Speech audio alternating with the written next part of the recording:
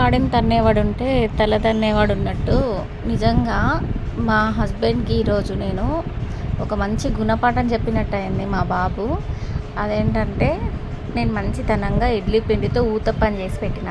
రోజు ఇడ్లీ చేస్తే అసలు తినరు, వారానికి ఒకటేసారి ఇడ్లీ ఉండాలి. సర్లే అని చెప్పేసి ఊతప్పం చేస్తే ఈ ఊతప్పంలో కూడా పైన రెడ్గా ఉండే లేయర్ వరకే తిని లోపల వదిలేసిండ్రు. తిను మొత్తం అని అంటే నాకు కడుపు నొప్పి లేస్తుందని చిన్నపిల్లలు చెప్పినట్టు అబద్ధాలు చెప్తున్నారు. సర్లే అని చెప్పి లైట్ తీసుకున్నా. ఇప్పుడు తినకపోతే రేపు బయట నుంచి టిఫిన్స్ కొనుక్క రావాల్సి వస్తుంది. 200 అయితే మరి అందరికీ కలిపి అట్లా ఇష్టమైతే తినకు వదిలే, లేకపోతే తిను అని చెప్తే అతి కష్టం మీద కొంచెం తినేసిండు అనుకోండి. మా వాడు ఊరుకుంటాడా? వాడు నాన్ వెజ్ అస్సలు తినడు, ఎగ్ అస్సలు ముట్టుకోడు అనమాట. చాలా అతి కష్టం మీద బలవంతంగా పెట్టాల్సి వస్తుంది.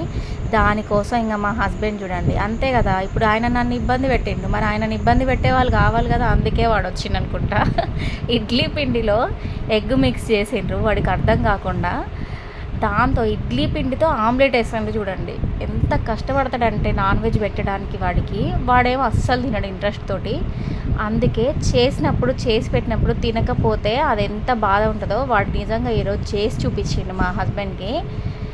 కానీ వాడు తినలేదు, కొంచెం కూడా తినలేదు, అసలు నోట్లో పెడితే ఉమ్మేసిండు.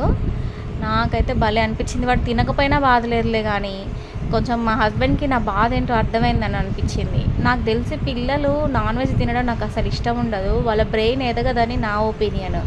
కానీ ప్రోటీన్స్ ఉండాలి, వాళ్ళకి అందాలి బాడీకి అని మా హస్బెండ్ ఆర్గ్యుమెంట్ అనమాట మా ఇద్దరికి విషయంలో. బట్ ఎంతైనా మగవాళ్ళ చేతితో చేసిన వంట ఎట్లా చేసినా కూడా అది చాలా టేస్టీ ఉంటుంది. మా బాబు తినలేదులే, కానీ మేమైతే ఎంజాయ్ చేసినాం ఫుడ్.